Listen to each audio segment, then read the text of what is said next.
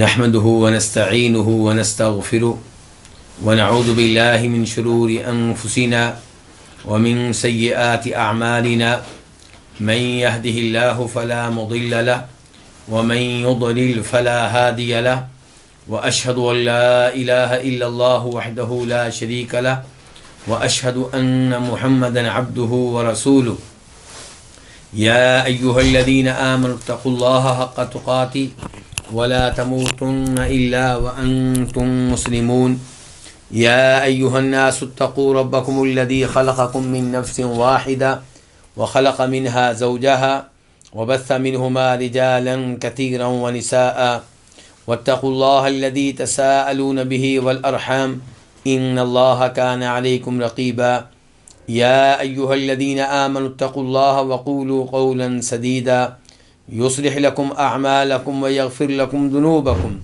ومن يطع الله ورسوله فقد فاز فوزا عظيما أما بعد فإن خير الحديث كتاب الله وخير الهدي هدي محمد صلى الله عليه وسلم وشر الأمور محدثاتها وكل محدثة بدعة وكل بدعة ضلالة وكل ضلالة في النار.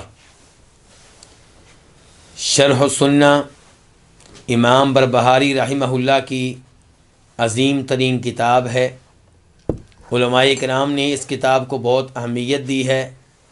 بہت سے علماء کرام نے اس کتاب کے بارے میں عربی میں درس دیے ہیں، اس کی شرح لکھی ہے، اور اس کتاب کے مسائل کو علماء کرام نے کئی ایک یعنی کہ مقامات پہ تقسیم کیا ہے، نمبر لگا دیے ہیں تاکہ پڑھنے میں آسانی ہو. تو آج ہم پڑھیں گے مسئلہ نمبر 33. امام بربہاری یہاں پہ فرماتے ہیں وَيَحِلُّ قِتَالُ الْخَوَارِجِ إِذَا عَرَضُوا لِلْمُسْلِمِينَ فِي أَمْوَالِهِمْ وَأَنفُسِهِمْ وَأَهْلِيهِمْ. خوارج سے، خارجیوں سے لڑنا جائز ہے جب وہ مسلمانوں کے درپے ہوں، ان کے مال میں، ان کی جان میں اور ان کے اہل و عیال میں. یعنی کہ جب خوارج مسلمانوں کے مال پہ قبضہ کرنے کی کوشش کریں اور انہیں قتل کرنے کی کوشش کریں، ان کے اہل و عیال کو قتل کرنے کی کوشش کریں، تو تب ان سے لڑنا جائز ہے. وَلَيْسَ لَهُ اِذَا فَارَقُوهُمْ أَن يَطْلُبَهُمْ.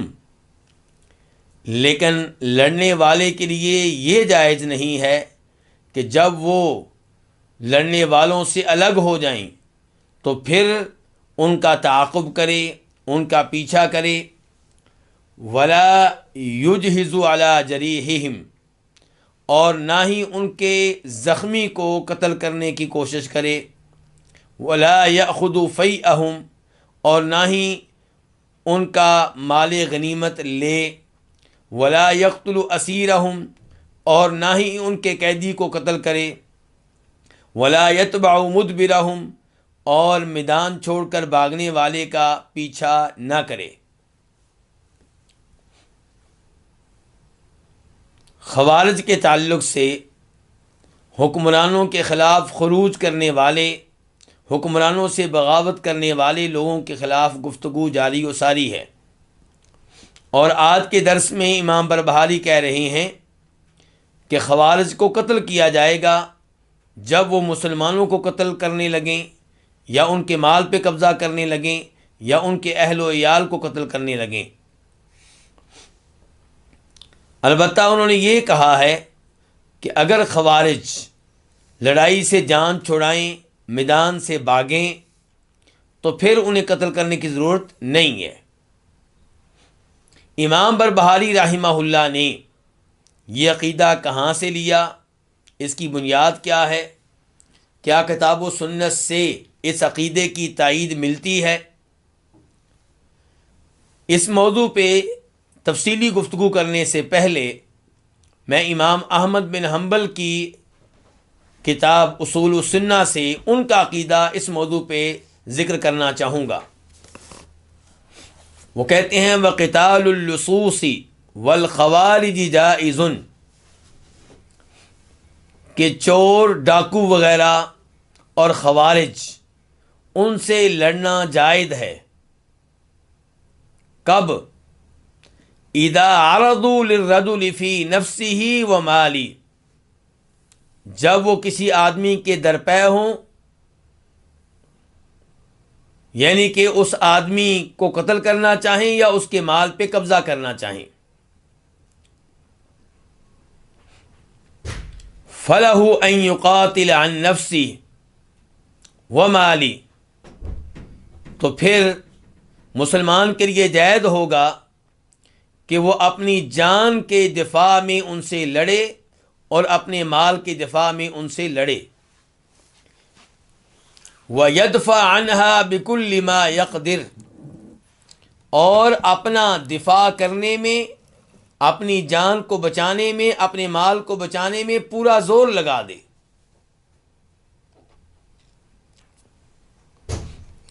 وَلَيْسَ لَهُ إِذَا فَارَقُوهُ أَوْ تَرَكُوهُ أَن يَطْلُبَهُمْ، لیکن اس کے لیے یہ جائز نہیں ہے کہ جب وہ اس سے الگ ہو جائیں، اس کو چھوڑ دیں، تو ان کا پیچھا کرے، ان کا تعاقب کرے. وَلَا يَتْبَعْ آثَارَهُمْ، اور نہ ہی یہ جائز ہے اس کے لیے کہ ان کے پاؤں کے نشانات کے ذریعے ان تک پہنچنے کی کوشش کرے. لَيْسَ لِأَحَدٍ إِلَّا الْإِمَامَ أَوْ وُلَاةَ الْمُسْلِمِينَ، یہ امور کسی کے لیے بھی جائز نہیں ہے، البتہ حکمران کے لیے اور مسلمانوں کے ذمہ داران کے لیے جائز ہے کہ وہ ایسے لوگوں کا پیچھا کرنا چاہیں تو کریں. لیکن جو عام آدمی ہے اس کا کیا حکم ہے؟ امام احمد کہتے ہیں انما لہ ان یدفع عن نفسہ فی مقامہ ذالک، عام آدمی کے لیے اتنا ہی ہے کہ وہ اس جگہ اپنا دفاع کرے، اپنی جان بچانے کی ہر ممکن کوشش کرے. وَيَنْوِي بِجَهْدِهِ أَلَّا يَقْتُلَ أَحَدًا، اور اپنے آپ کو بچانے کی تگ و دو کرتے ہوئے نیت یہ ہو کہ وہ کسی کو قتل نہیں کرے گا، بس اپنی جان بچائے گا بس. فَإِن مَاتَ عَلَى يَدَيْهِ فِي دَفْعِهِ عَن نَفْسِهِ فِي الْمَعْرَكَةِ فَأَبْعَدَ اللَّهُ الْمَقْتُولَ. فَإِن مَاتَ عَلَى يَدَيْهِ، اگر اس کے ہاتھوں فوت ہو جائے، ان میں سے کوئی، خوارج میں سے کوئی اگر اس کے ہاتھوں فوت ہو جائے، فی دفعی عن نفسہ، اپنی جان کا دفاع کرتے ہوئے دوران معرکہ، تو اللہ تعالیٰ ایسے مقتول کو دور رکھے. تو اللہ تعالیٰ نے ایسے مقتول کو اس سے دور کر دیا، یہ بھی معنی مراد ہو سکتا ہے. وَإِن قُتِلَ هَذَا فِي تِلْكَ الْحَالِ وَهُوَ يَدْفَعُ عَن نَفْسِهِ وَمَالِهِ.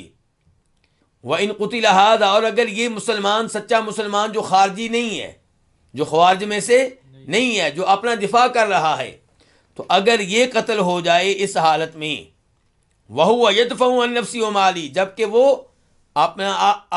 اپنی جان کی حفاظت کر رہا ہو، اپنا بچاؤ کر رہا ہو اور اپنے مال کو بچا رہا ہو، تو امام احمد کہتے ہیں رجوت لہ الشہادہ، تو میں امید رکھتا ہوں کہ ایسا شخص شہید قرار پائے گا، ایسے شخص کو شہادت ملے گی. کما جاء فی الاحادیث، جیسا کہ یہ چیز احادیث میں آئی ہے. اس کے بعد امام احمد کہتے ہیں وَجَمِيعُ الْآثَارِ فِي هَذَا، اس معاملے میں جو بھی احادیث آئی ہیں، آثار آئے ہیں، ان کا خلاصہ کیا ہے کہ انما امر بقتالہ ولم یؤمر بقتلہ، کہ اس سچے مسلمان کو جو خوارج میں سے نہیں ہے، یہ حکم دیا گیا ہے کہ وہ خوارج سے لڑے، یہ حکم نہیں دیا گیا کہ انہیں قتل کرے. کیا فرق ہے دونوں میں؟ یعنی کہ جب لڑائی ہوگی تو آپ ان سے لڑیں گے، لیکن جب ان میں سے کوئی آپ کے کنٹرول میں آ جائے یا کوئی میدان چھوڑ کر بھاگ جائے تو پھر آپ کو قتل کرنے کی ضرورت نہیں ہے. ولم یؤمر بقتلہ، تو اس کو یہ حکم نہیں ہے کہ اسے قتل کرے، ولا اتباعہ، نہ یہ حکم ہے کہ اس کا پیچھا کرے. وَإِنْ أَخَذَهُ أَسِيرًا، اور اگر یہ اس کو پکڑ لے قیدی کے طور پہ، ان کو اسے قیدی بنا لے، فَلَيْسَ لَهُ أَن يَقْتُلَ، تو اس کے لیے جائز نہیں ہے کہ اس کو قتل کرے. وَلَا يُقِيمَ عَلَيْهِ الْحَدَّ، اور نہ اس کے لیے جائز ہے کہ اس پہ حد قائم کرے، شرعی حد. وَلَكِنْ يَرْفَعُ أَمْرَهُ، لیکن اس کو چاہیے کہ اس کا معاملہ لے جائے کس کے پاس؟ إِلَى مَنْ وَاللَّهُ اللَّهُ، ان کے پاس جن کو اللہ نے ذمہ دار بنایا ہے، حکومت دی ہے. فَيَحْكُمُ فِيهِ، تو حکمران جو ہے وہ اس کے بارے میں فیصلہ کرے گا. یہ ہے امام احمد بن حنبل کا عقیدہ خوارج کے بارے میں. بڑی تفصیل کے ساتھ انہوں نے اپنا عقیدہ بیان کیا ہے.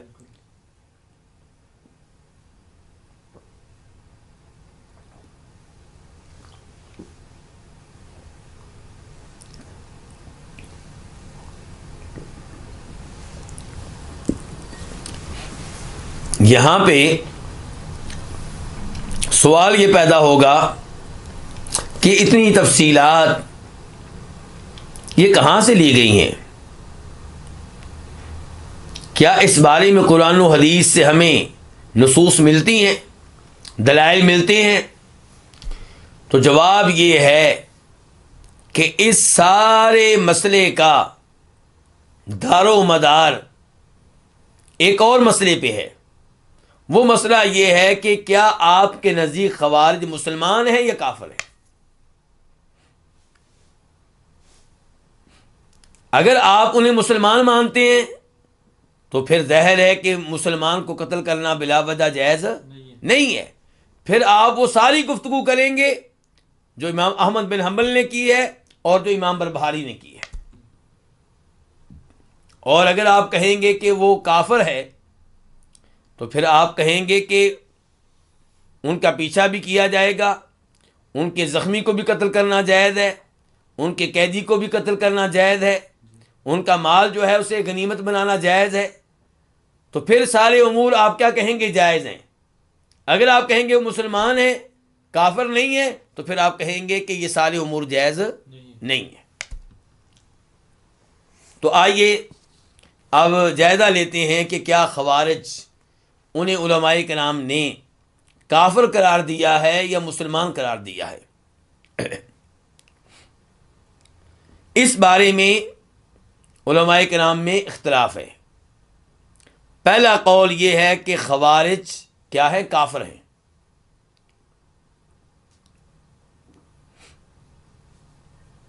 پہلا قول یہ ہے کہ خارجی لوگ کیا ہیں؟ کافر ہیں.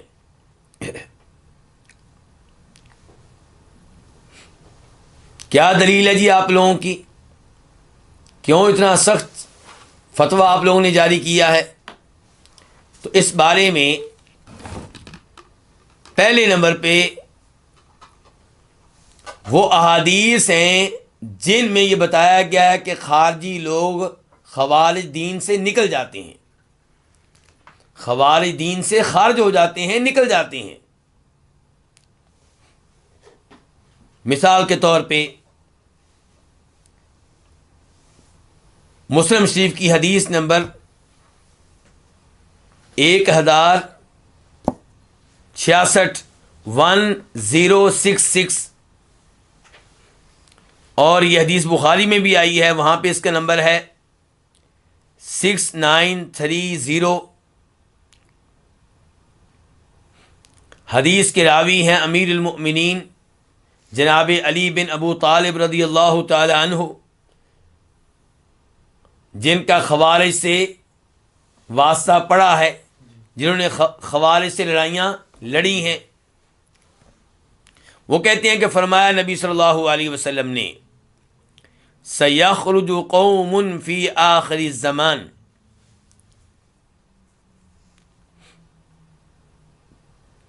کہ آخری زمانے میں ایک قوم ظاہر ہوگی، ایک قوم سامنے آئے گی، احداث الاسنان، سفہاء الاحلام، وہ نو عمر ہوں گے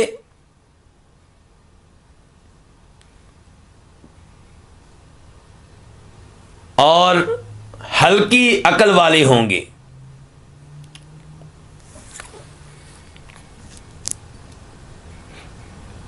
یقولون من خیر قول البریہ، وہ مخلوق میں سے بہترین قول پیش کریں گے، بہترین گفتگو کریں گے، عمدہ ترین گفتگو کریں گے۔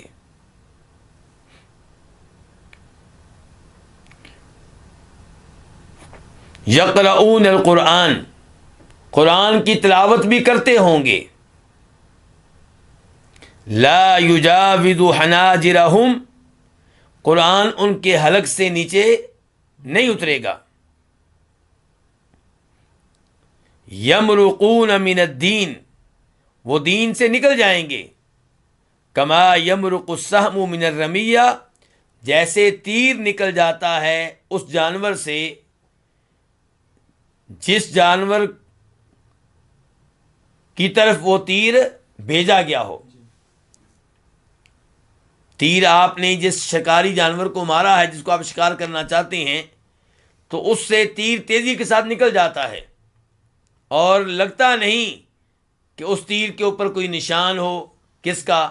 جانور کے اندر سے نکلنے کا، کوئی خون ہو، کوئی گوشت کی بوٹیاں ہوں، کچھ نہیں۔ ایسے یہ لوگ دین سے نکل جائیں گے، ان کے دین کا کوئی اثر ان کے اوپر نہیں ہوگا۔ فَإِذَا لَقِيتُمُوهُمْ، جب تم ان سے ملو، جب تمہارا ان سے واسطہ پڑے، فَاقْتُلُوهُمْ، تو انہیں قتل کرو۔ فَإِنَّ فِي قَتْلِهِمْ أَجْرًا، کیونکہ انہیں قتل کریں گے تو آپ کو اجر و ثواب ملے گا۔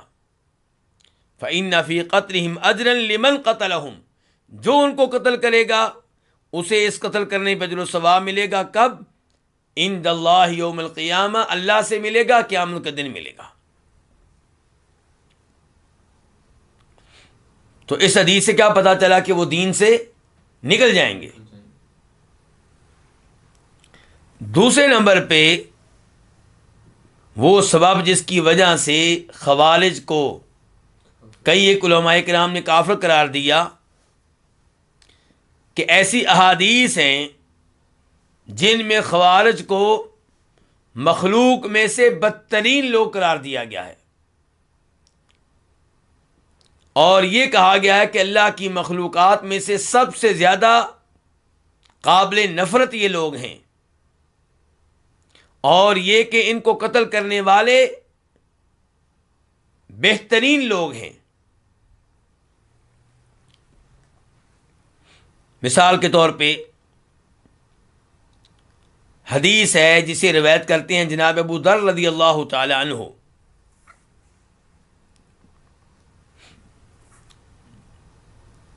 اور امام مسلم اسے اپنی صحیح میں لے کر آئے ہیں۔ نمبر ہے اس کا 1067، 1067۔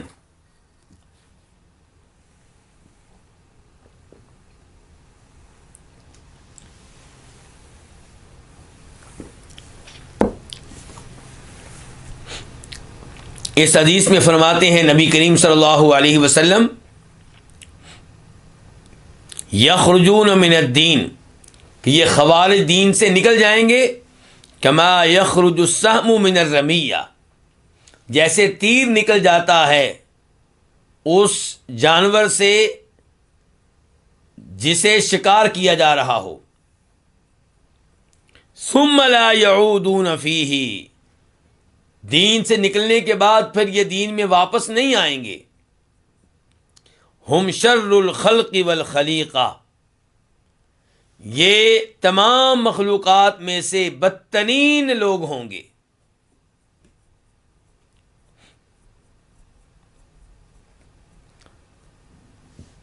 یہ الفاظ جو اس حدیث میں کہے گئے ہیں یہ کسی کافر کے لیے کہے جا سکتے ہیں.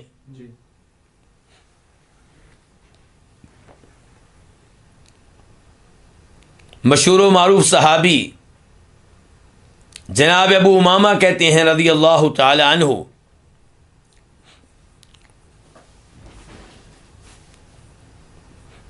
اور ان کے یہ الفاظ امام ابن ماجہ اپنی سنن میں لے کر آئے ہیں، اور سنن ابن ماجہ میں اس روایت کا نمبر ہے 176 176.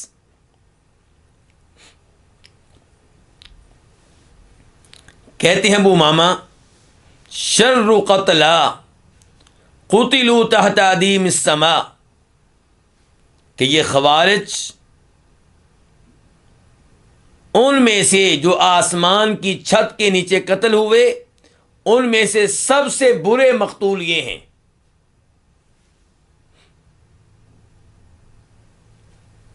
وَخَيْرُ قَتِيلٍ مَنْ قَتَلُوا، اور جن کو یہ قتل کر دیں وہ سب سے اچھے مقتول ہیں. جو خوارج کے ہاتھوں قتل ہو وہ سب سے اچھا کیا ہے؟ مقتول ہے. اور اگر ان کو کوئی قتل کرے تو پھر یہ سب سے برے مقتول ہیں. کلاب اہل النار، یہ جہنم والوں کے کتے ہیں.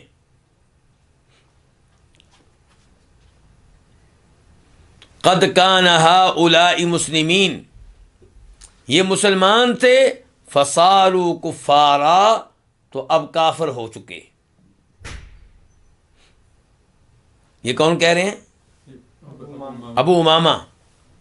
ابو امامہ سے ان کے شاگرد ابو غالب نے پوچھا، یا ابا امامہ ھذا شیء تقولہ، یہ جو کچھ آپ نے کہا ہے یہ آپ کا اپنا کلام ہے، یہ آپ کا اپنا عقیدہ ہے، آپ کی اپنی سوچ ہے.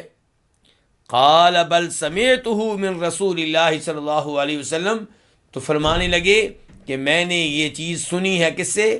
نبی صلی اللہ علیہ وسلم سے. اس روایت کو شیخ البانی رحمہ اللہ نے حسن درجے کی روایت قرار دیا ہے.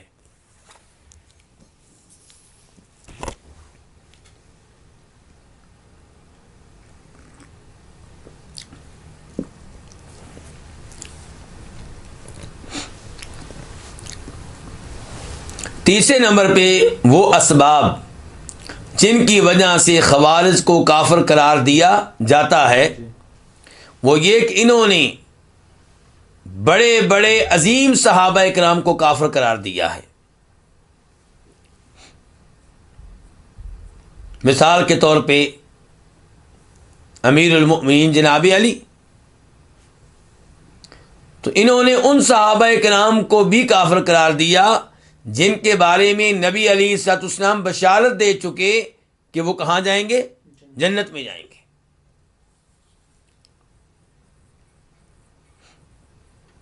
تو جن کو آپ جنت میں جانے کی بشارت دیں ان کو کافر قرار دینا نبی علیہ الصلوۃ والسلام کی احادیث کا انکار ہے. تو اس لحاظ سے بھی ان کو کافر قرار دیا گیا ہے.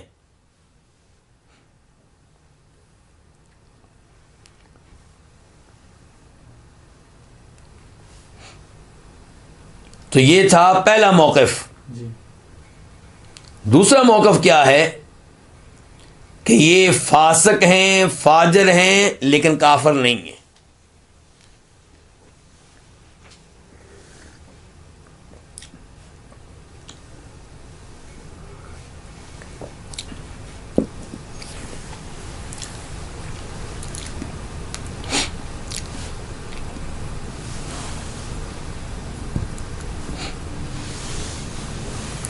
ان کے کیا دلائل ہیں جو کہتے ہیں کہ یہ کافر نہیں ہے بلکہ کیا ہے؟ فاسق ہیں. وہ کہتے ہیں کہ کسی کو اسلام سے خارج کرنا، کسی کو کافر قرار دینا، یہ کوئی معمولی معاملہ نہیں ہے، کیونکہ ایسی بہت سی نصوص ہیں جن میں کسی کو کافر قرار دینے سے منع کیا گیا ہے۔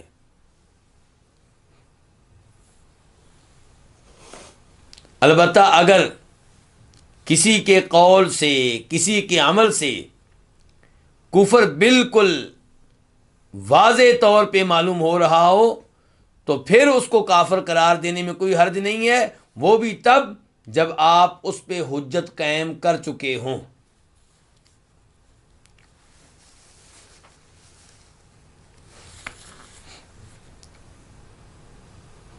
دوسرے نمبر پہ بہت سے سلف نے ان سے کافروں والا سلوک نہیں کیا۔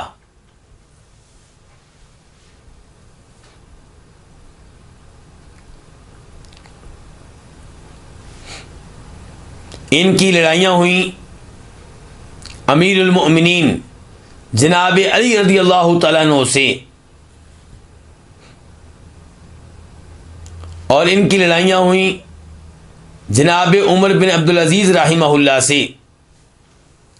تو ان دونوں نے ان سے لڑائیاں لڑنے کے باوجود ان کے مال پہ غنیمت کے طور پہ قبضہ نہیں کیا،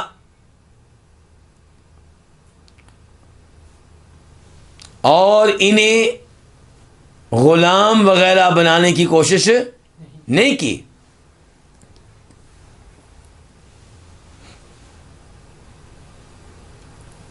اور جہاں تک تعلق ہے اس بات کا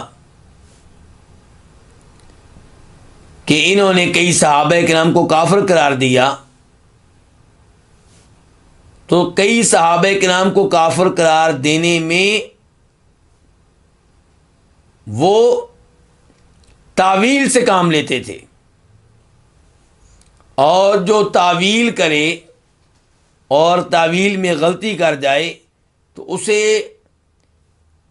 کافر قرار نہیں دیا جائے گا جبکہ تاویل کا کوئی معقول سبب ہو۔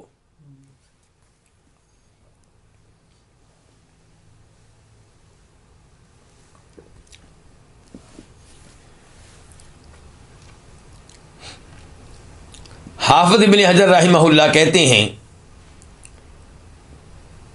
جنہوں نے بخاری شریف کی شرح لکھی ہے، بخاری شریف کی احادیث کی کیا لکھی ہے؟ شرح، اور اس کتاب کا نام کیا؟ فتح الباری۔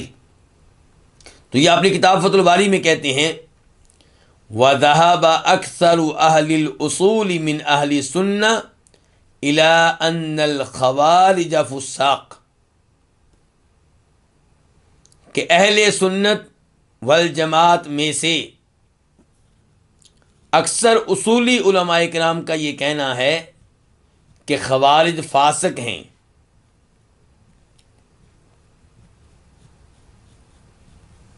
وَأَنَّ حُكْمَ الْإِسْلَامِ يَجْرِي عَلَيْهِمْ، اور ان پہ ان کے ساتھ مسلمانوں والا سلوک کیا جائے گا، اسلام کا حکم ان پہ چلے گا۔ کیوں؟ لِتَلَفُّظِهِمْ بِالشَّهَادَتَيْن، کیونکہ وہ کلمہ شہادت پڑھتے ہیں، نبی علیہ الصلوۃ والسلام کی رسالت کو مانتے ہیں، وَمُوَاظَبَتِهِمْ عَلَىٰ أَرْكَانِ الْإِسْلَامِ، اور ارکان اسلام کی پابندی کرتے ہیں، نماز، روزہ، زکوٰۃ، حج، ان امور کی پابندی کرتے ہیں۔ وَإِنَّمَا فَسَقُوا بِتَكْفِيرِهِمْ الْمُسْلِمِينَ، تو سوال پیدا ہوا کہ جب وہ کلمہ شہادت پڑھتے ہیں اور ارکان اسلام کی پابندی بھی کرتے ہیں تو پھر آپ نے ان کو فاسق کیوں کہا؟ کہتے ہیں فاسق اس لیے کہا کہ وہ مسلمانوں کو کافر قرار دیتے ہیں، مستندین الی تعویل فاسد، اور اس معاملے میں وہ تعویل کرتے ہیں اور یہ تعویل جو ہے بے بنیاد ہے، فاسد قسم کی تعویل ہے۔ وَجَرَّهُمْ ذَلِكَ، اور یہ چیز جو ہے اس نے انہیں کہاں پہنچا دیا، اس عقیدے نے انہیں کہاں پہنچا دیا کہ چونکہ وہ مسلمانوں کو کافر سمجھتے ہیں اس لیے انہیں قتل کرنے کو جائز سمجھا انہوں نے۔ جرہم ذالک الی استباحۃ دماء مخالفیہم و اموالہم، اور مسلمانوں کے مال کو انہوں نے اپنے لیے جائز سمجھا۔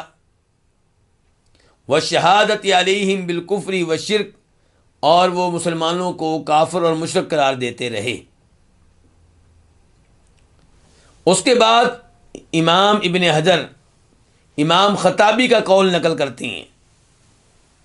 امام خطابی کہتے ہیں اجمع علماء المسلمین على ان الخوارج مع ضلالتهم فرقۃ من فرق المسلمین، کہ علماء اسلام کا اس بات پہ اتفاق ہے کہ خوارج گمراہ ہونے کے باوجود مسلمانوں کے فرقوں میں سے ایک فرقہ ہیں، یعنی کہ کافر نہیں ہیں۔ وَأَجَازُوا مُنَاكَحَتَهُمْ، اور علماء کرام نے ان سے رشتہ لینے اور دینے کو جائز قرار دیا ہے۔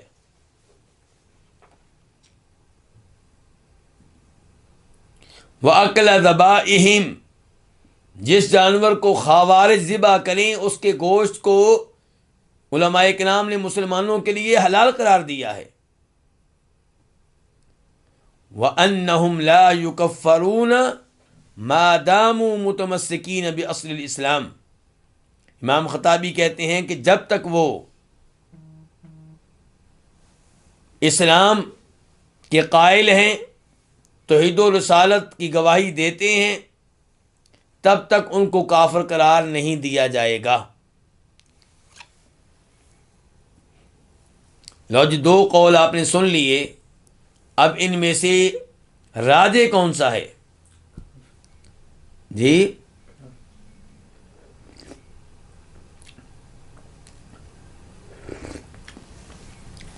یونس بھائی کہہ رہے ہیں راجح یہ ہے کہ یہ کافر ہیں۔ تو گزارش یہ ہے کہ اس معاملے میں راجح قول بیان کرنا آسان نہیں ہے۔ خود امام احمد رحمہ اللہ کے ان کے بارے میں کئی قول آپ کو مل جائیں گے۔ اب یہ جو قول میں نے آپ کے سامنے رکھا تھا، اس سے کیا لگ رہا تھا کہ وہ ان کو کافر نہیں مانتے، اور کبھی ان سے سوال کیا جاتا تھا ان کے کافر ہونے کے بارے میں تو توقف فرماتے، خاموشی اختیار کرتے۔ تو اس لیے ایک تیسرا قول یہ ہے کہ ان کے بارے میں کیا کیا جائے، توقف اختیار کیا جائے، خاموشی اختیار کی جائے ان کے کافر ہونے یا مسلمان ہونے کے بارے میں۔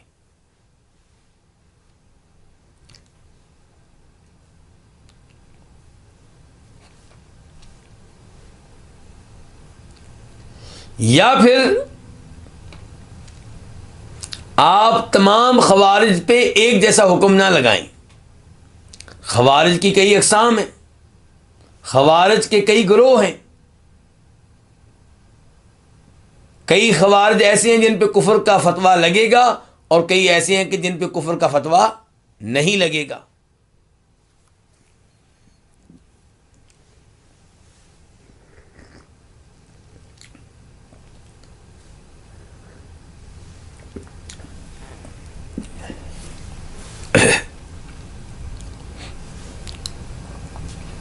خوارج کے نام کیا ہیں؟ خوارج کا ایک نام ہے حکمیہ۔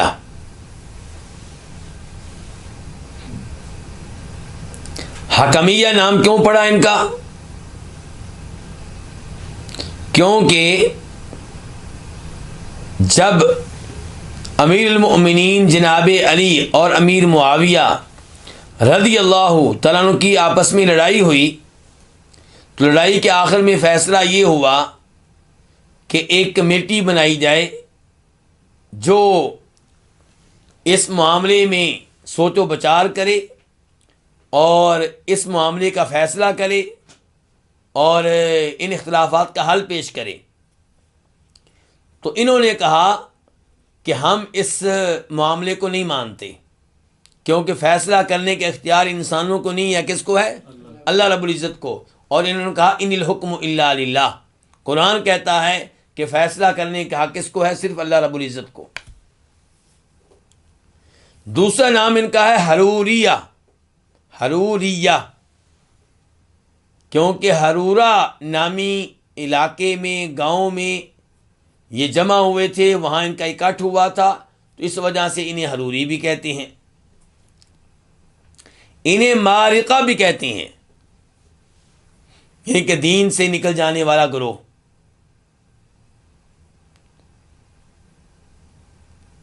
کیا موجودہ زمانے میں خوارج موجود ہیں؟ یہ بھی ایک سوال ہے۔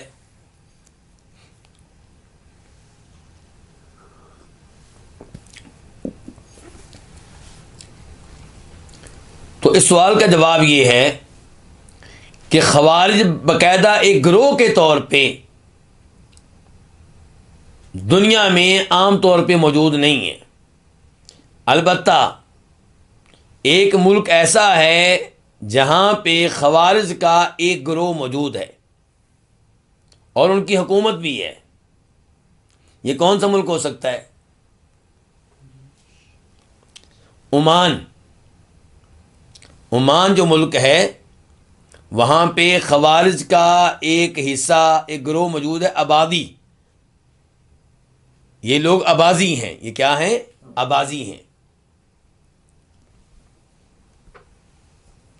البتہ خوارج کے عقائد پاک و ہند میں بہت سے لوگوں میں پائے جاتے ہیں، بہت سی جماعتوں میں پائے جاتے ہیں۔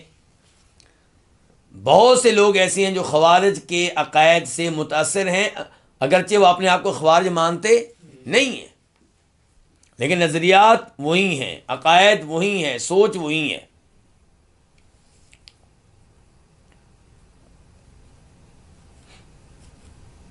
اب ایک دفعہ پھر آپ آئیں امام بربہاری رحمہ اللہ کی اس عبارت کی طرف اور اس کو سمجھیں۔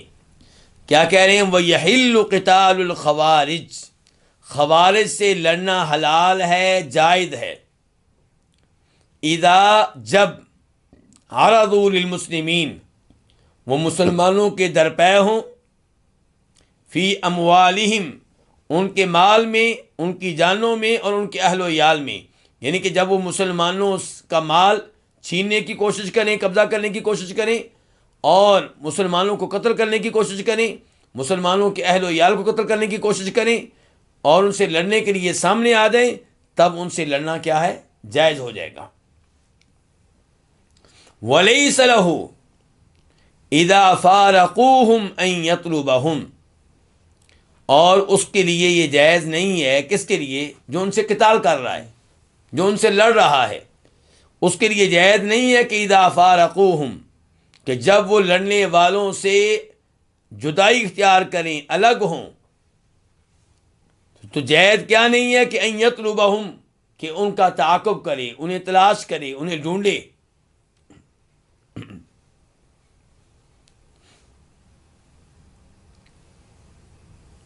ولا یجہز علی جریحہم، اور ان میں سے جو زخمی ہو اسے قتل نہ کرے۔ زخمی کو قتل کیوں نہیں کرنا؟ اور جو جا رہے ہیں ان کا تعاقب کیوں نہیں کرنا؟ کیونکہ لڑائی اس لیے نہیں ہم لڑ رہے تھے کہ وہ کافر ہیں، لڑائی اس لیے لڑ رہے تھے کہ ان کے شر سے محفوظ رہ سکیں۔ تو جب ان میں سے کوئی زخمی ہو گیا تو اب وہ آپ پہ حملہ نہیں کر سکتا، وہ اب آپ کو قتل نہیں کر سکتا۔ جو میدان چھوڑ کے چلا گیا آپ اس کے شر سے بچ گئے۔ ولا یأخذ فیئہم، اور ان کا مال بھی نہ لے، ان کا مال غنیمت نہ لے۔ کیوں؟ ولا یأخذ فیئہم، کیوں؟ کیونکہ وہ کیا؟ مسلمان ہیں۔ جب آپ ان کو مسلمان مانتے ہیں تو آپ ان کے مال کو غنیمت کا مال قرار نہیں دیں گے۔ ولا یقتل اسیرہم، اور ان میں سے جو قیدی ہو اسے بھی قتل نہ کرے. کیوں؟ کیونکہ اب آپ کا قیدی بن چکا، اب آپ اس کے شر سے محفوظ ہو گئے. ولا یتبع مدبرہم، اور ان میں سے پیٹھ پھیر کر بھاگنے والے کا بھی پیچھا نہ کرے. تو یہ ہے وہ عقیدہ جو امام بربہاری رحمہ اللہ نے خوارج سے لڑائی کے معاملے میں پیش کیا ہے، اور یہی عقیدہ امام احمد بن حنبل پیش کر چکے ہیں ان سے پہلے.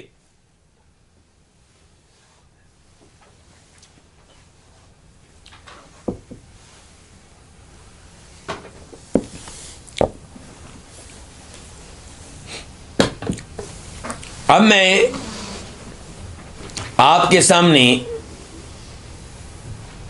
نسائی شریف کی ایک روایت پیش کرنا چاہوں گا.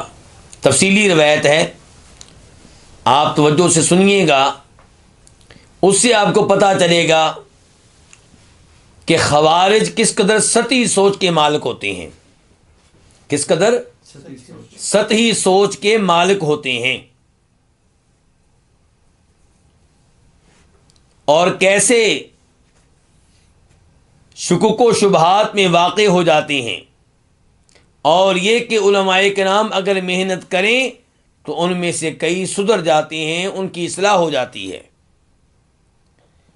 اور یہ کہ اگر وہ شبہات کا ازالہ کرنے کی کوشش کے باوجود اپنے عقائد کو ترک کرنے کے لیے تیار نہ ہوں اور مسلمانوں پہ حملے کریں، مسلمانوں پہ ظلم و زیادتی کریں، تو پھر وقت کا حکمران ان سے لڑے گا اور ان کا خاتمہ کرے گا، انہیں نیست و نابود کرے گا. یہ جو اثر میں بیان کرنے لگا ہوں اسے امام نسائی نے روایت کیا ہے. امام نسائی کی حدیث کی 2 کتابیں ہیں. کون کون سی؟ ایک مشہور جس کو ہم کہتے ہیں سنن نسائی، اور علماء کرام اس کو ساتھ کیا کہتے ہیں؟ المجتبہ. اور ایک سنن نسائی ہے الکبریٰ. امام نسائی کی حدیث کی وہ کتاب جو بڑی کتاب ہے، جس میں احادیث کہیں زیادہ ہیں. تو وہاں پہ امام نسائی اس اثر کو لے کر آئے ہیں، اور اس واقعے کا تذکرہ انہوں نے سند کے ساتھ کیا ہے. اور اس کے راوی ہیں عبداللہ بن عباس رضی اللہ تعالی عنہ. کہتے ہیں کہ لما خرجت الحروریہ، جب حروری لوگ نکلے، کیا مطلب؟ ظاہر ہوئے. اور حروری سے مراد کون ہے؟ خوارج. جب خوارج ظاہر ہوئے، اعتزلوا فی دار، تو مسلمانوں سے الگ ہو کے ایک گھر میں چلے گئے، کسی کھلے حویلی وغیرہ میں چلے گئے. وَكَانُوا 6,000، ان کی تعداد کتنی تھی؟ 6,000. فَقُلْتُ لِعَلِيٍّ، عبداللہ بن عباس کہتے ہیں میں نے امیر المؤمنین جناب علی سے کہا، یا امیر المؤمنین، اے مومنوں کے امیر، میری درخواست ہے کہ ابرد بالصلاۃ، آپ نماز کو کچھ لیٹ کر دیں. الفاظ بتا رہے ہیں کہ یہ نماز کون سی ہوگی؟ ظہر کی ہوگی. لعلی، تاکہ میں اکلم ہؤلاء القوم، تاکہ میں ان لوگوں سے بات چیت کر سکوں، ان سے گفتگو کر سکوں. کن سے؟ خوارج سے. یعنی کہ عبداللہ بن عباس ان سے مذاکرات کرنا چاہتے ہیں، گفتگو کرنا چاہتے ہیں، انہیں سمجھانا چاہتے ہیں.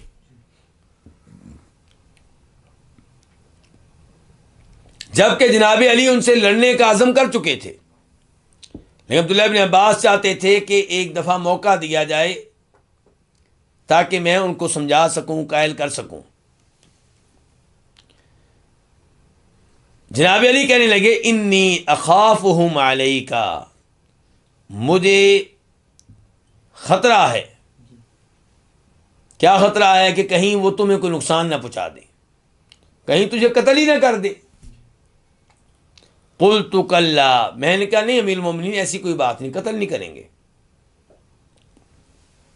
عبداللہ بن عباس کہتے ہیں فلبستُ وترجلتُ، میں نے اچھا لباس پہنا، کنگھی وغیرہ کی، ودخلت علیہم فی دار نصف النہار، اور میں ان کے پاس دوپہر کے وقت پہنچ گیا. یہاں سے علماء کرام کہتے ہیں پتہ چلا کہ علماء جب کسی قوم کے پاس جائیں انہیں سمجھانے کے لیے، تبلیغ کرنے کے لیے، وعظ و نصیحت کرنے کے لیے، تو جو ان کا لباس میسر ہے اس لباس میں سے اچھا لباس پہن کر جائیں. عبداللہ بن عباس کہتے ہیں میں جب پہنچا وہم یاکلون، تو وہ کیا کر رہے تھے؟ کھانا کھا رہے تھے. فقالوا، کہنے لگے مرحبا بک یا ابن عباس، عباس کے بیٹے عبداللہ، ہم آپ کا ویلکم کرتے ہیں، آپ کو مرحبا کہتے ہیں. فما جاء بک، یہ بتائیے آپ کیسے آئے؟ قلت لہم، میں نے ان سے کہا اتیتکم، یہ الفاظ بڑے عظیم الفاظ ہیں، سنہری روپ سے لکھنے کے قابل ہیں، انہیں توجہ سے سنا جائے. کہتے ہیں اتیتکم من عند اصحاب النبی صلی اللہ علیہ وسلم المہاجرین والانصار، میں تمہارے پاس آیا ہوں نبی کریم صلی اللہ علیہ وسلم کے صحابہ کرام کی طرف سے، مہاجرین و انصار کی جانب سے آیا ہوں تمہارے پاس. ومن عند ابن عم النبی صلی اللہ علیہ وسلم وصہرہ، میں تم لوگوں کے پاس آیا ہوں نبی علیہ الصلوۃ والسلام کے چچا کے بیٹے کی طرف سے، اس کے پاس سے، اور آپ کے داماد کے پاس سے. کون ہے یہ؟ علی. وعلیہم نزل القرآن، اور یہی وہ لوگ ہیں جن پہ قرآن نازل ہوا. فہم اعلم بتأویلہ منکم، تو وہ قرآن کی تفسیر کو تم سے بہتر جانتے ہیں. یہ الفاظ کیوں کہے؟ کیونکہ وہ کہہ رہے تھے نا کہ ان الحکم الا للہ، قرآن کی آیت پڑھتے تھے کہ اللہ نے کہا کہ فیصلہ کرنے کا اختیار صرف اللہ تعالیٰ کو ہے، اور یہ علی رضی اللہ عنہ نے، یہ تو رضی اللہ میں کہہ رہا ہوں، وہ تو نہیں کہتے تھے نا، علی رضی اللہ عنہ نے فیصلہ کرنے کا اختیار کن کو سونپ دیا؟ انسانوں کو. تو یہ کافر ہو گئے. تو کافر قرار دینے کے لیے دلیل کس کو بنایا تھا؟ قرآن کی آیت کو. اسے پتہ چلا کہ بہت سارے گمراہ لوگ قرآن کی آیتیں پیش کرتے ہیں، احادیث پیش کرتے ہیں، آپ فوری طور پہ ان سے متاثر نہ ہوں، ان کے دلائل پہ غور و فکر کریں، ان کے دلائل کو سمجھنے کے لیے علماء حق کی جانب رجوع کریں. وہ آپ کی مدد کریں گے، وہ آپ کو سمجھائیں گے. میں یہ نہیں کہہ رہا کہ آپ قرآن کے مقابلے میں عالم دین کی بات مان لیں. میں یہ کہہ رہا ہوں کہ عالم دین سے رابطہ کریں، شاید وہ اس آیت کی صحیح تفسیر آپ کو بتا سکے، شاید کسی اور آیت کے ذریعے اس آیت کا معنی واضح کر سکے. تو فرمایا یہ لوگ جو ہیں ان کے صحابہ کرام تم سے بہتر قرآن کی تفسیر کو جانتے ہیں. آپ دیکھیں کہ خوارج اگر ہدایت لینا چاہتے تو کم از کم اس بات پہ غور کر لیتے کہ ہمارے ساتھ ایک بھی صحابی نہیں ہے. کوئی صحابی تو ہو جو ہمارے ساتھ ملے، کہے تم حق پہ ہو. وَلَيْسَ فِيكُم مِّنْهُمْ أَحَدٌ، عبداللہ بن عباس کہہ رہے ہیں تم میں ان میں سے ایک بھی نہیں ہے. کن میں سے؟ صحابہ کرام میں سے. اچھا جی، میں کیوں آیا ہوں ان لوگوں کی طرف سے؟ لِأُبَلِّغَكُم مَّا يَقُولُونَ، تاکہ میں تمہیں بتا سکوں کہ وہ کیا کہتے ہیں، ان کا کیا موقف ہے. وَأُبَلِّغَهُم مَّا تَقُولُونَ، اور میں ان کو جا کر بتا سکوں کہ تمہارا کیا موقف ہے، تم کیا کہتے ہو. فَانْتَهَا لِي نَفَرٌ مِّنْهُمْ، عبداللہ بن عباس کہتے ہیں ان میں سے ایک گروپ میرے ساتھ الگ ہو کے بیٹھ گیا. یعنی ہماری گفتگو اب شروع ہونے لگی ہے باقاعدہ.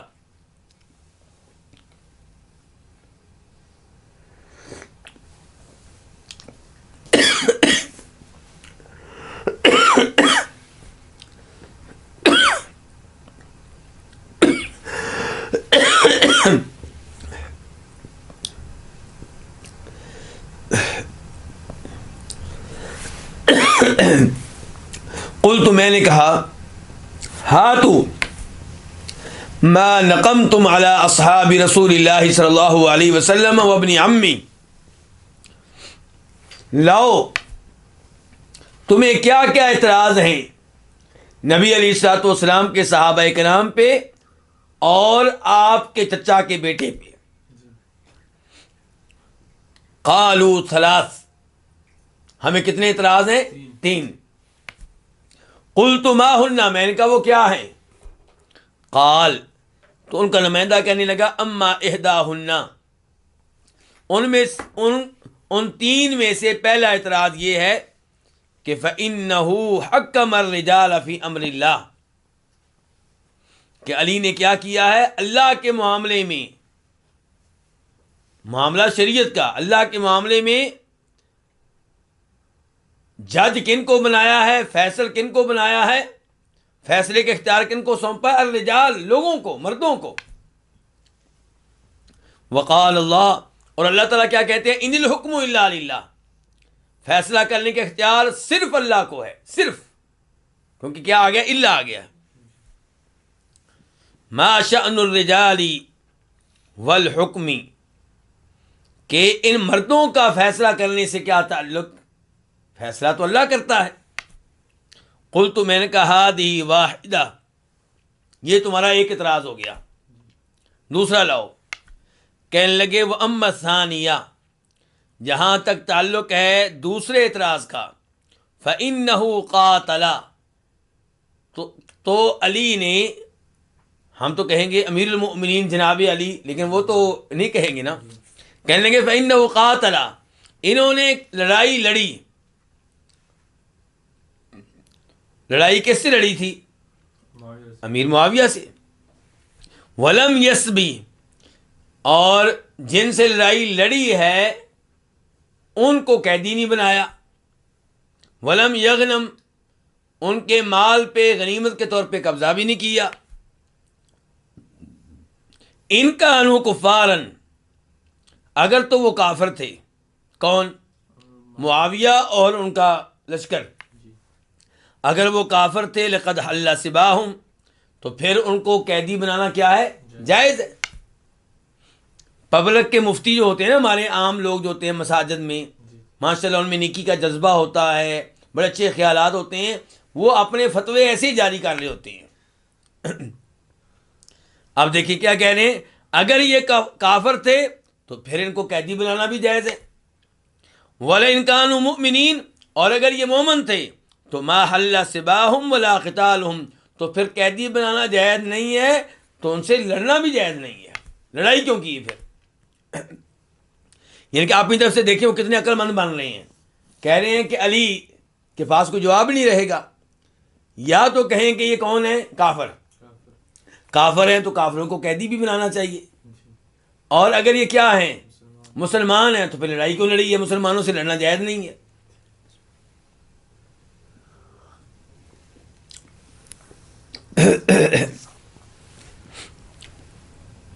قلت، میں نے کہا ہادی سنتان، کتنے اعتراض ہو گئے؟ 2. فمت ثالثہ، تیسرا اعتراض کیا ہے؟ قالوا، کہنے لگے محا نفسہ من امیر المؤمنین، جب علی نے معاہدہ کیا ہے معاویہ سے، تو معاہدے کے آخر میں اپنے نام کے ساتھ امیر المؤمنین کے لفظ کو مٹا دیا ہے.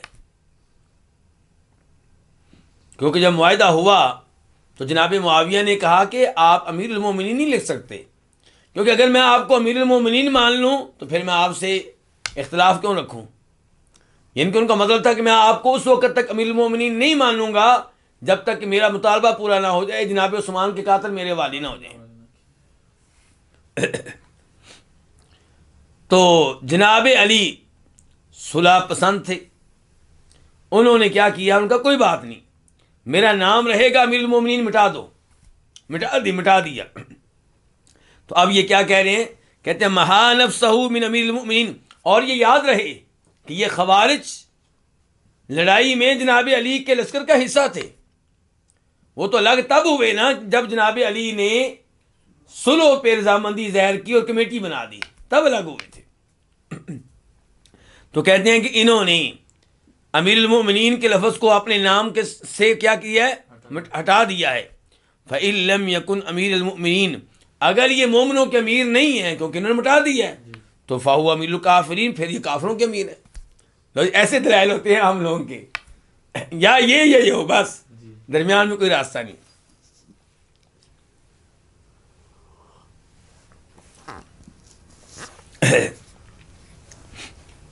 قل تو میں نے کہا حل عندکم شیء غیر ھذا، کیا کوئی اور اعتراض ہے؟ قالوا حسبنا ھذا، کہنے لگے فی الحال اتنے کافی ہیں، آپ یہ مسئلہ فی الحال حل کریں.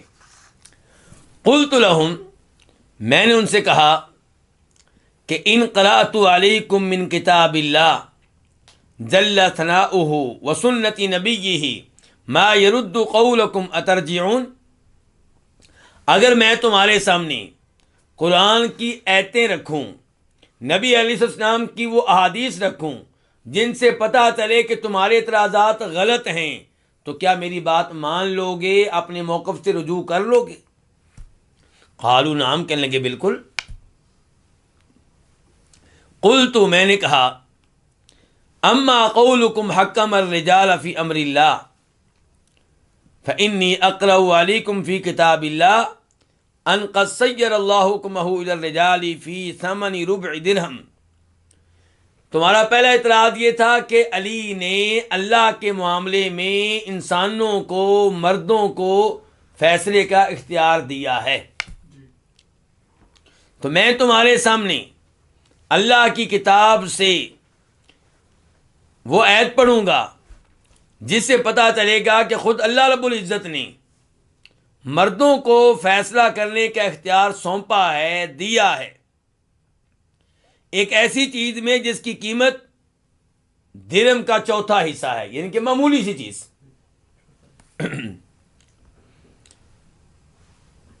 پھر جناب علی نے آیت پڑھی.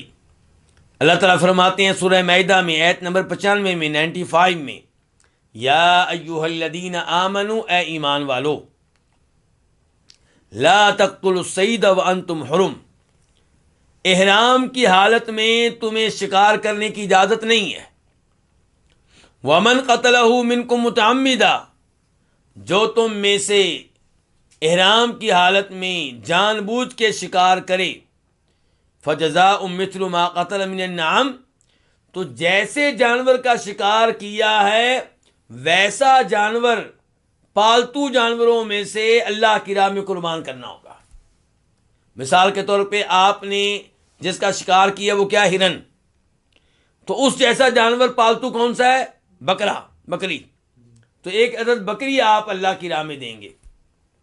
لیکن یہاں پہ سوال یہ پیدا ہوتا ہے کہ کون فیصلہ کرے گا کہ جس کا شکار کیا گیا ہے اس کے برابر کا جانور کون سا ہے جو اللہ کی راہ میں دینا ہے؟ یہ فیصلہ کون کرے گا؟ اللہ نے کہا یحکم بہ ذوی عدل منکم، اس کا فیصلہ تم میں سے 2 عادل اور قابل اعتماد آدمی کریں گے. اللہ کیا کہہ رہے ہیں؟ فیصلہ کون کریں گے؟ انسان کریں گے. تو یہاں پہ ابن عباس کہتے ہیں وَكَانَ مِنْ حُكْمِ اللَّهِ أَنَّهُ سَيَّرَهُ إِلَى الرِّجَالِ يَحْكُمُونَ فِيهِ. تو اللہ کا فیصلہ اس سے ایسے پتہ چلا کیا ہے کہ اللہ تعالیٰ کہتے ہیں کہ مرد طے کریں گے، کہ وہ طے کریں گے کہ کس جانور کو قربان کرنا ہے، ذبح کرنا ہے. وَلَوْ شَاءَ لَحَكَمَ فِيهِ، اگر اللہ چاہتے تو یہ فیصلہ بھی خود ہی کرتے، لیکن اللہ نے کن کو سونپ دیا ہے؟ انسانوں کو. فجاز من حکم الرجال، تو اس سے پتہ چلا کہ لوگوں کے فیصلے جو ہیں، لوگوں کا فیصلہ کرنا وہ ٹھیک ہے، درست ہے. اس کے بعد عبداللہ بن عباس کہتے ہیں انشدکم باللہ احکم الرجال فی صلاح ذات البین وحقن دمائہم افضل او فی ارنب. میں تم کو اللہ کا واسطہ دے کے سوال کرتا ہوں، مجھے یہ بتاؤ کہ انسانوں کو فیصلہ کرنے کا اختیار دینا اس لیے تاکہ صلح ہو جائے، مسلمانوں کا خون محفوظ ہو جائے، مسلمان آپس میں لڑنے سے بچ جائیں، یہ بہتر ہے، یا اگر کسی نے حالت احرام میں خرگوش کا شکار کیا ہے تو اس کے لیے مردوں کی کمیٹی بنانا اور مردوں کو اختیار دینا وہ بہتر ہے؟ قالوا بلا ھذا افضل، کہنے لگے یقیناً انسانوں کا خون بچانے کے لیے، مسلمانوں کا خون بچانے کے لیے، صلح کے لیے لوگوں کو فیصلے کا اختیار دینا یہ بہتر ہے خرگوش کے کیس سے، خرگوش کے معاملے سے۔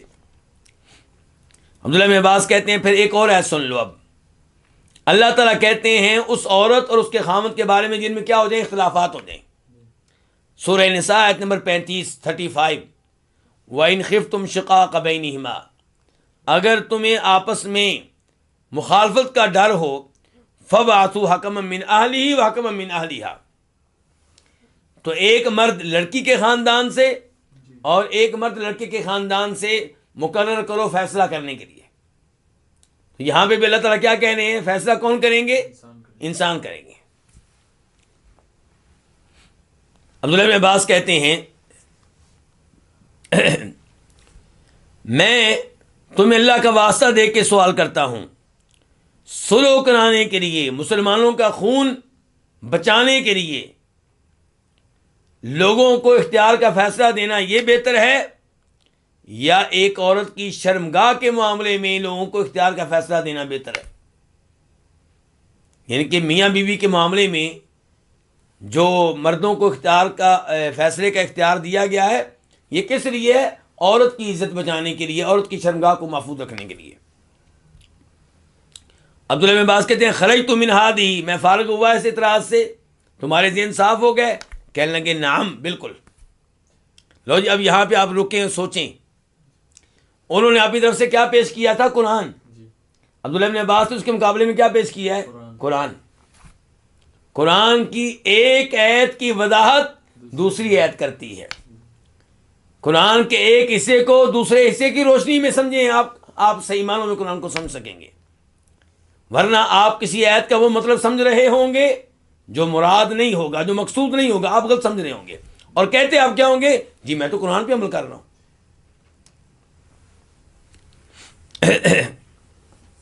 تو پھر اس آیت کا مطلب کیا ہوا؟ ان الحکم الا للہ، مطلب یہ ہے کہ فیصلہ چلے گا کس کا؟ اللہ کا، اور قرآن میں جو کچھ آیا ہے یہ اللہ کے فیصلے ہیں، اور احادیث میں جو آیا ہے یہ اللہ کے فیصلے ہیں۔ کہا جناب عبداللہ بن عباس نے وَأَمَّا قَوْلُكُمْ قَاتَلَ، جہاں تک تعلق ہے تمہارے اس اعتراض کا کہ علی نے لڑائی لڑی ہے اور جن سے لڑائی لڑی ہے ان کو قیدی نہیں بنایا، ان کے مال کو غنیمت کے طور پہ نہیں لیا، تو مجھے یہ بتاؤ افتسبون امکم عائشہ، علی نے اب لڑائی لڑی ہے معاویہ سے، پہلے لڑائی لڑی تھی عائشہ سے، تو کیا تم یہ پسند کرو گے کہ قیدیوں میں تمہاری ماں عائشہ بھی ہو؟ قیدیوں میں تمہاری ماں کیا ہو؟ عائشہ بھی ہو۔ تستحلون منها ما تستحلون من غیرها وہی امکم، یہ تمہاری ماں، اس کو لونڈی بنانا پسند کرو گے، اس کے ساتھ وہ کچھ کرنا پسند کرو گے جو لونڈیوں کے ساتھ کیا جاتا ہے؟ فَإِن قُلْتُمْ، اگر تم کہو، اچھا انہوں نے کتنا خوبصورت دلیل پیش کی تھی، انہوں نے خوبصورت، کہ اگر تو معاویہ وغیرہ کیا تھے؟ مسلمان تھے، تو پھر لڑنا جائز نہیں، اور اگر وہ کافر تھے لڑائی بھی جائز ہے، تو پھر قیدی بھی بنانے چاہیے تھے۔ اب عبداللہ بن عباس کا دیکھیے انہوں نے کیسے ان کو پھنسایا اور یعنی کہ کیسے سمجھایا۔ کہا اگر تم یہ کہتے ہو کہ ام المومنین عائشہ کے ساتھ وہ تعلقات نعوذ باللہ قائم کرنے درست ہیں جو لونڈیوں کے ساتھ قائم کیے جاتے ہیں، تو پھر تو تم کافر ہو گئے، اور کیونکہ وہ کیا ہیں؟ مومنوں کی ماں ہیں، وہ کیا ہے؟ مومنوں کی ماں ہے، اور اگر تم یہ کہو کہ ہماری ماں نہیں ہے، تم پھر بھی کافر ہو گئے، کیونکہ اللہ نے کہا النبی اولا بالمؤمنین من انفسہم ازواجہم امہاتہم. اللہ تعالیٰ کہہ رہے ہیں سورہ احزاب میں آیت نمبر 6 میں کہ اللہ کے رسول کی بیویاں تمہاری مائیں ہیں. فَأَنْتُمْ بَيْنَ ضَلَالَتَيْنِ، تم دو گمراہیوں کے بیچ میں ہو. اگر کہتے ہو ہماری ماں نہیں ہے پھر بھی گمراہی پہ. اگر تم کہتے ہو ماں ہیں اور لونڈی بنانا جائز ہے، تعلق قائم کرنا جائز ہے، نعوذ باللہ، پھر بھی گمراہی پہ ہو. فَأْتُوا مِنْهَا بِمَخْرَجٍ، کوئی راستہ لے کر آؤ یہاں سے نکلنے کا، ان دونوں گمراہیوں سے نکلنے کا. اب وہ خاموش. تو کہا مجھے بتاؤ اب میں فارغ ہوا تمہارے سے اعتراض سے؟ کہنے لگے جی بالکل آپ فارغ ہو گئے. اچھا آپ دیکھیں انہوں نے اپنی طرف سے کتنے بڑے دلائل جمع کر رکھے تھے. خوارج کی یہی سوچ ہوتی ہے، بیچارے نعرہ لگاتے ہیں قرآن کا اور جذبات میں آ جاتے ہیں، ٹھنڈے دل سے غور و فکر نہیں کرتے.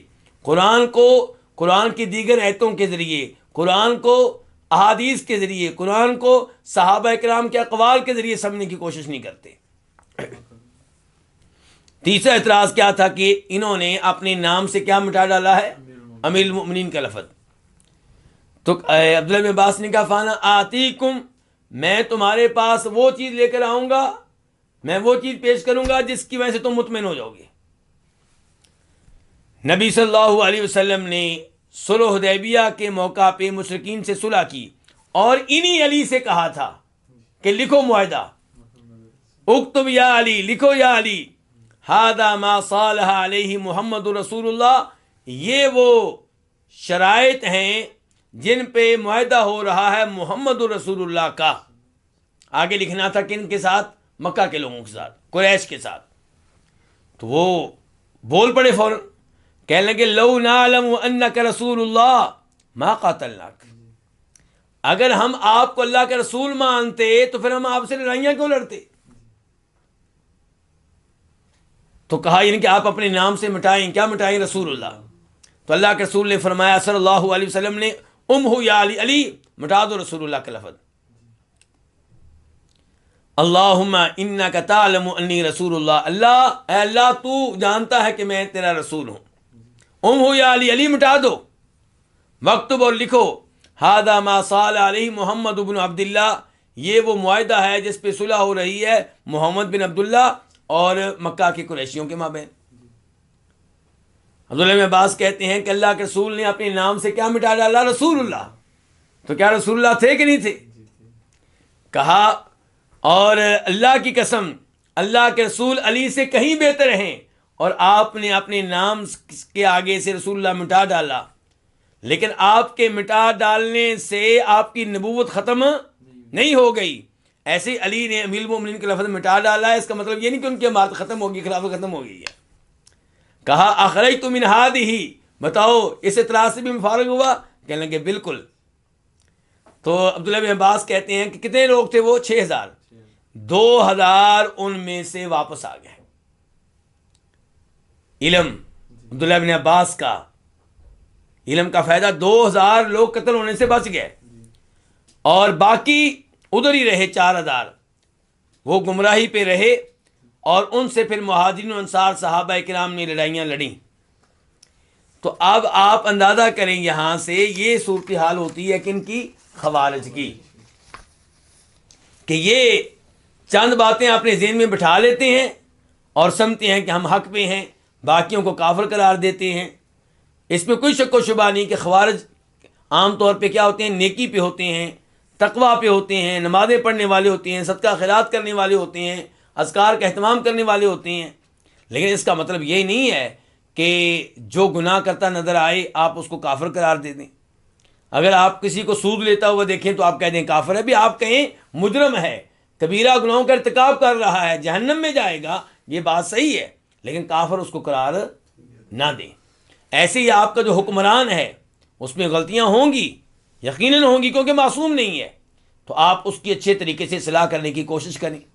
یہ نہیں ہے کہ آپ پبلک میں اس کے خلاف انقلاب اور بغاوت کا اعلان کر دیں. بلکہ یہاں پہ مجھے چھوٹی سی چیز یاد آئی کہ اردو دان طبقے میں ایک واقعہ بہت مشہور ہے،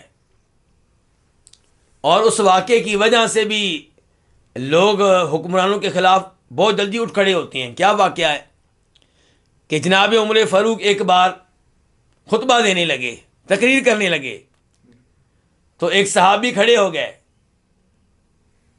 عمر فاروق نے کہا جی میری بات دھیان سے سنو. انہوں نے کہا ہم نہیں سنیں گے. کہا کیوں؟